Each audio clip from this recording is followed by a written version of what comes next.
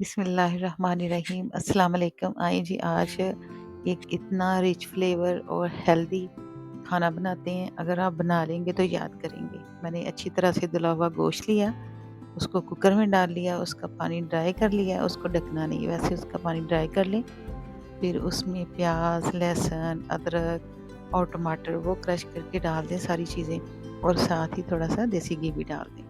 आपके पास ऑयल है तो ऑयल डाल लें, बासमती है तो वो डाल लें, जौन सा भी आप घी ऑयल इस्तेमाल करते हैं वो डाल लें।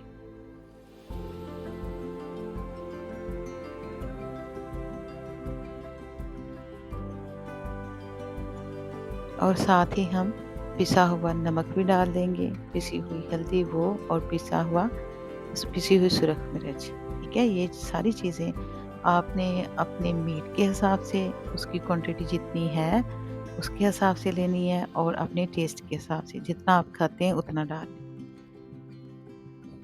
और उसको तकरीबन कोई 1.5-2 मिनट के लिए भून लें।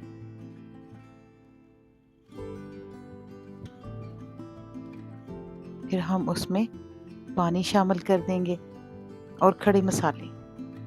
सबसे पहले हमने 4 सब्ज़ इलायची डाली हैं,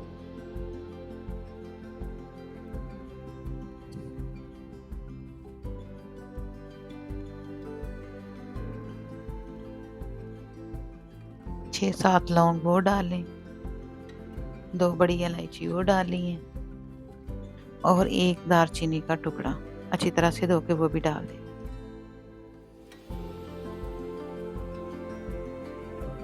और साथ ही पानी शामिल कर दें। जितना आप चाहते हैं पानी, अपनी फैमिली के हिसाब से उतना पानी डाल लें, और कुकर चला दें। उसको प्रेशर दे लें ताकि उसमें जो गोश्त है वो गल जाए। आपका कुकर आपको पता होगा, अंदाज़ा होगा। मैं तो बस 15 मिनट के लिए लगाती हूँ तो वो गल जाता है। अब गोश्त मैंने चेक कर लिया है, ये 95% गोश्त गल चुका है।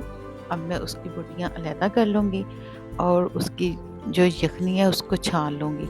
यखनी अलहदा कर लूँगी जो पानी है, और जो उसमें मटेरियल हमने लहसुन, अदरक जो भी चीज़ें डाली थी उनको मैं एक स्ट्रेनर की मदद से, छानने की मदद से उसको छान के गोश्त में डाल दूँगी।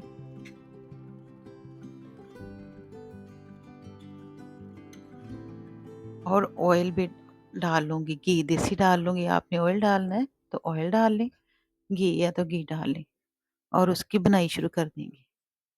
जो मटीरियल डाला है उसको अच्छी तरह से, वो बॉयल तो अच्छी तरह का तरीके से सॉरी हो चुका है, तो अच्छे तरीके से अब उसकी हम बुनाई कर लेंगे। ये देखें जी, मैं छान रही हूँ।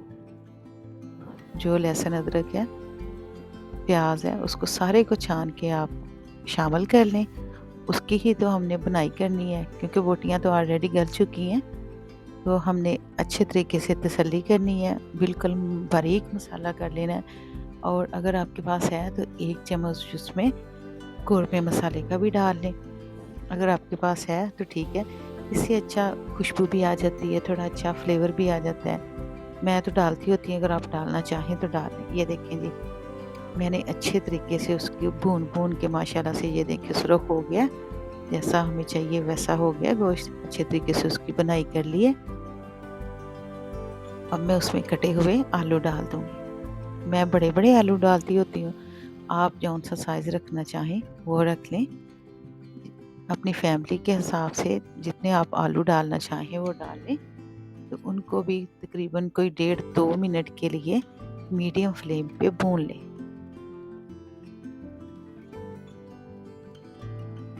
1.5-2 मिनट चम्मच चलाएँ ताकि गोश्त और आलू नीचे ना लगें। जो अच्छे तरीके से उनकी बुनाई कर लें। जब आपको तसल्ली हो जाए कि आलू जो हैं वो भुन चुके हैं, तब हम उसमें वो जो हमने यखनी निकाली है वो डाल देंगे। इस तरह से जो आलूओं में कसर है वो भी पूरी हो जाएगी, आलू भी गल जाएँगे और गोश्त भी गल जाएगा, और जो यखनी है वो शोरबे में कन्वर्ट हो जाएगी। ठीक है ना? शोरबा गाढ़ा हो जाएगा। अब हमने 10 मिनट के लिए उनको ढक के लो फ्लेम पे पकाना है ताकि दोनों अच्छी तरह से गल जाएँ।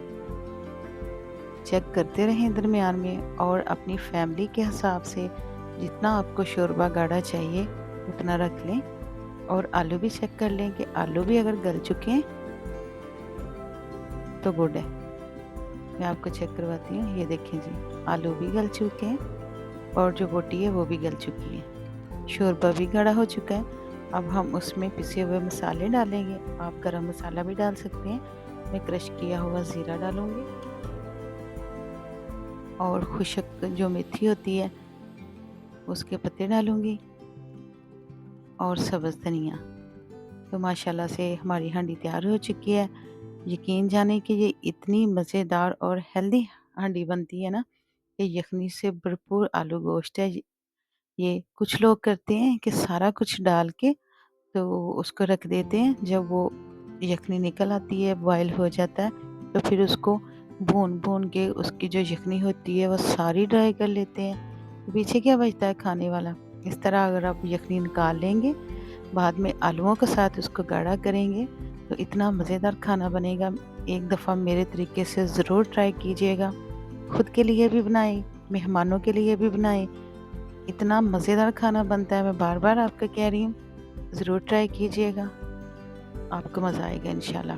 अपना ख़्याल रखिएगा, मुझे याद रखिएगा, मेरे चैनल को सब्सक्राइब भी कर लें और लाइक शेयर भी। ये देखें जी, बोटियाँ गल भी चुकी हैं और वो भी पूरी हैं, साबुत है, अपनी असली हालत में है। आलू गल भी चुके हैं और अपनी असली हालत में हैं।